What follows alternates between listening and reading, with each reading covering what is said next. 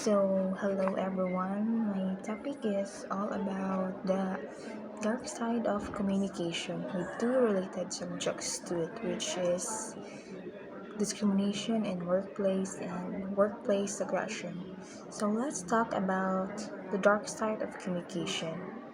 Discrimination occurs when a person or a group of people is treated less favorably than another person or group people because of their background or certain personal characteristics. While in workplace violence and aggression is when a person is abused, threatened, or assaulted at the workplace or while they are working. It can cause both physical and psychological harm, making it a risk to health and safety. The dark side of communication to Baal students that seems to have become aware for all things that are wanted or even unlawful.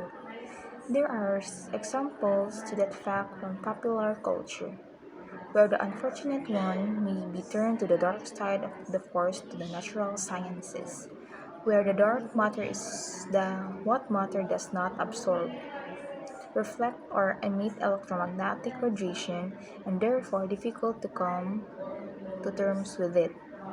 Somewhat closer to home or school, especially in English language, also in disciplinary speaking in say strategic communication, the dark side pertains to communication perceived as encompasses deviant or maybe ambitious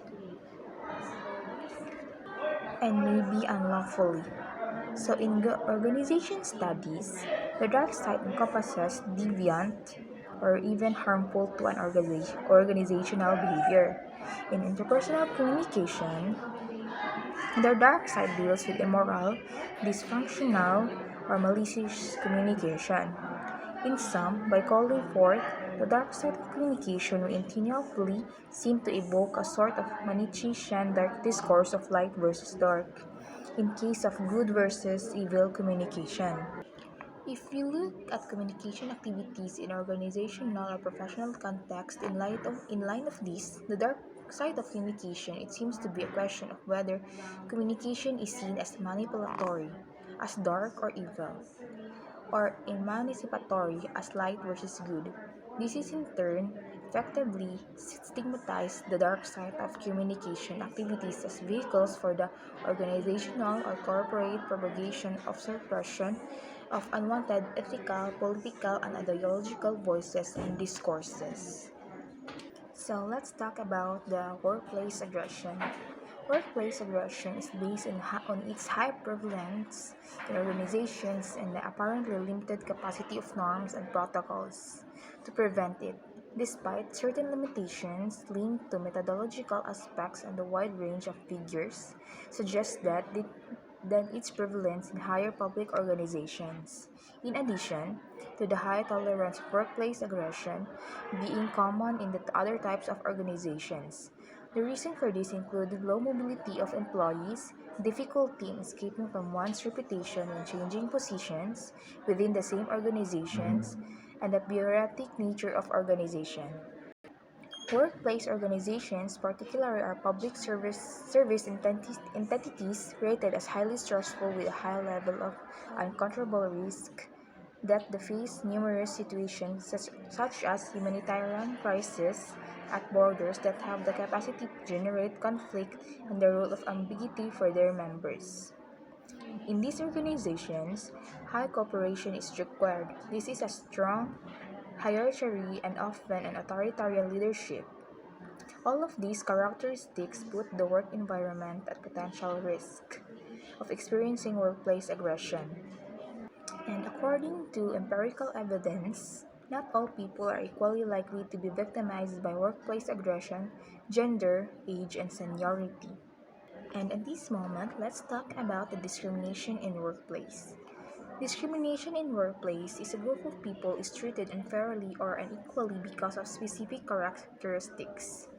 These protected characteristics include race, ethnicity, gender, identity, age, disability, sexual orientation, religious beliefs, or national origin. Discrimination in the workplace can happen between co-workers, with job applicants or between employers and their employees, whether on purpose or by accident. Discrimination, regardless of intention, is illegal. So, many of us may not be familiar with our rights and protections under the law. Generally speaking, all protected characteristics fall under one or more of these anti discrimination laws. Some of the laws and organizations that are protected from workplace discrimination. Other factors include stressful and competitive work environments, where there are high-power differentials in hierarchies and authoritarian leadership style is the requirement for high cooperation to work overload.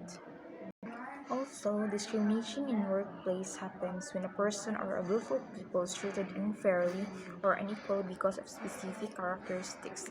It is the same with workplace aggression, and these protected characteristics include race, ethnicity, gender identity, age, disability, sexual orientation, religious beliefs, or national origin. Workplace aggression and aggression in workplace is both have discrimination in the workplace happens between co-workers with job applicants or regardless of its intention. Also, workplace aggression refers to negative behaviors directed towards an individual or group in a workplace setting, which can various forms including sexual harassment, bullying, abusive supervision, counterproductive work behavior, deviance, lateral violence, and violence to each other. So, in sum, discrimination in workplace and workplace aggression can have or can cause both physical and psychological harm, making it a risk to health and safety to each other, like employees and or other group of organizations.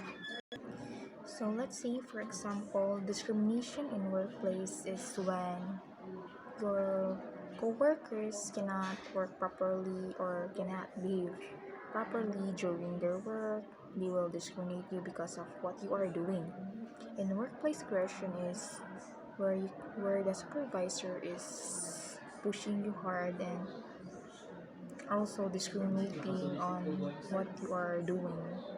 Somewhat closer, or if we relate to English language school, especially in English language, also you were discriminated by your classmates when you cannot speak properly or your grammar is wrong. That's why the dark side of communication encompasses in interpersonal communication that deals with immoral, dysfunctional, or malicious communication. By calling it the dark side of communication, which we inevitably seem to evoke the workplace aggression or discrimination in workplace. These three major topics, which was the dark side of communication, and these two related co-topics with it, which is the workplace and aggression and discrimination in workplace, is organizational or corporate propagation of suppression of unwanted ethical, political, and ideological voices and discourses of this communication.